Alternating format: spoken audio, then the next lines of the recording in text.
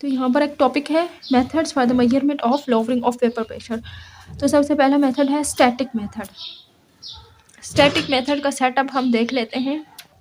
तो ये static method का एक सेटअप है जिसमें दो बल्ब्स हैं, बल्ब ए एंड ये बल्ब बी है, और इन दोनों बल्ब को एक यू शेप्ड ट्यूब से कनेक्ट किया हुआ है।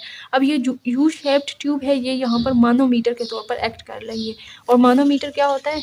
For the measurement of pressure, यानी ये प्रेशर की मेजरमेंट के लिए यूज़ होता है। इसके अंदर कोई भी यहाँ पर सॉल्वेंट भर दिया जाता है। अब बल्ब ए में हम सॉल्यूशन रखते हैं और बल्ब बी में प्योर सॉल्वेंट रखा जाता है। तो यहाँ पर प्योर सॉल्वेंट के भी कुछ वेपर्स बनेंगे और प्योर सॉल्वेंट के वेपर्स ज़्यादा होंगे।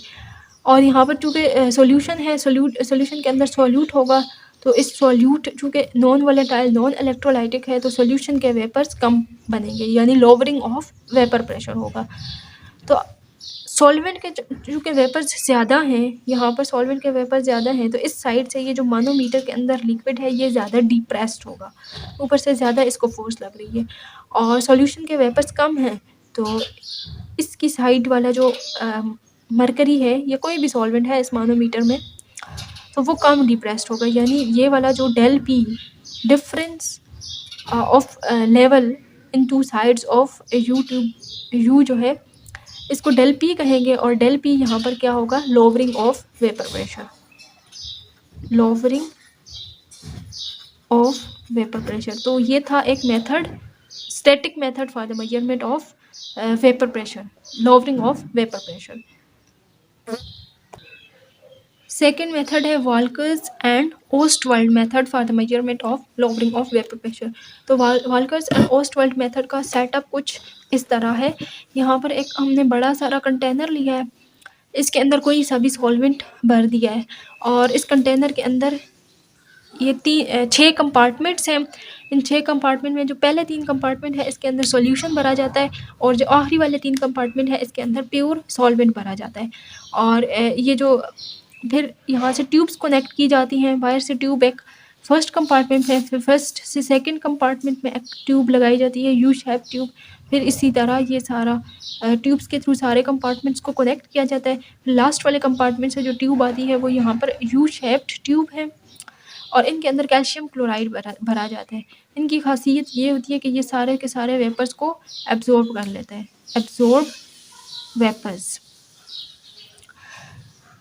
तो ड्राई एयर को यहाँ से इन किया जाता है।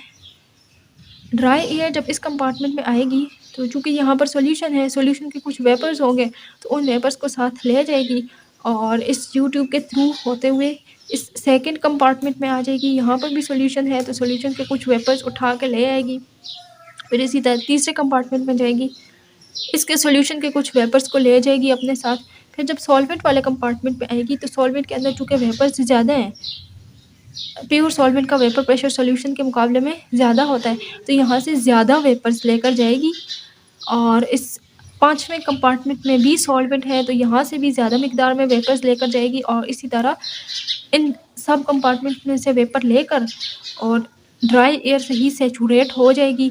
तो यहाँ पर आकर ये जो यू शेप्ड ट्यूब्स में से जब गुजरेगी 1 बाय 1, तो ये जो कैल्शियम क्लोराइड है यू शेप्ड ट्यूब में ये एयर से वेपर्स को एब्जॉर्ब कर लेगा, तो अल्टीमेटली ड्राई एयर यहाँ से वापस निकल जाएगी। फिर आपने जब पहले आपने इधर जब कैल्शियम क्लोराइड डालना है तो उसका वेट मालूम करके डालना है। फिर जब एयर जब इसमें से गुजरेगी, फिर एयर जब इसमें से गुजरेगी तो एयर के अंदर से वेपर्स एब्जॉर्ब हो जाएंगे, तो उन वेपर्स की वजह से इसके अंदर जो कैल्शियम क्लोराइड है उसका वज़न बढ़ जाएगा। एयर जब पहले 3 कंपार्टमेंट्स में से गुजरी है तो इन 3 कंपार्टमेंट्स में से अपने साथ कुछ वेपर्स लेकर गई है, सॉल्यूशन के वेपर्स। तो उन वेपर्स के निकल जाने की वजह से इन 3 कंपार्टमेंट्स का वेट के अंदर कमी आई है। तो हम कह देते हैं कि loss of weight in the solution compartment जो है वो अगर W1 के बराबर है, यहाँ पर loss of weight in the solution compartment बराबर है W1 के, और W1 is directly proportional to the pressure, this is the vapour pressure of solution.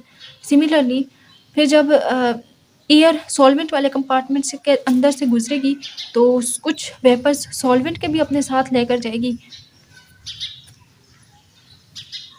अब आपने क्या करना है, जो टोटल लॉस, जो टोटल वेपर्स हैं, और टोटल वेपर्स आपको कहाँ से पता चले, आपने इसके अंदर जो कैल्शियम क्लोराइड था उसका पहले वज़न किया था और जो बाद में वज़न किया था, तो उनके दरमियान जो डिफरेंस है, यानी पहले जो इनका वज़न किया था जब वेपर्स नहीं थे, और फिर जब इसके अंदर से वेपर्स गुजरे हैं तो इनका वज़न बढ़ गया है, तो उससे आपको टोटल जो ये इस सारे सेटअप में से वेपर्स निकले हैं, तो उस difference in weight of calcium chloride से आपको टोटल वेपर्स का वज़न मालूम हो जाएगा।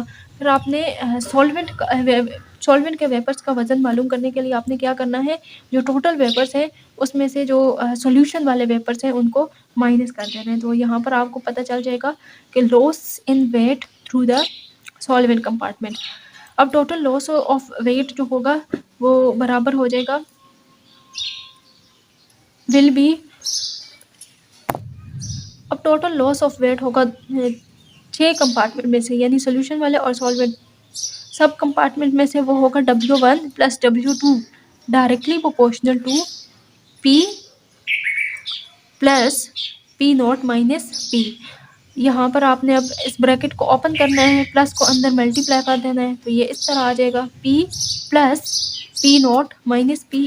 एक दफ़ा प्लस में P आ रहा है और एक दफ़ा माइनस में, तो ये कैंसिल हो जाएंगे, बाकी बचा पीछे P0। यहाँ पर ये प्रोपोर्शनैलिटी का साइन है, ना कि इक्वल का।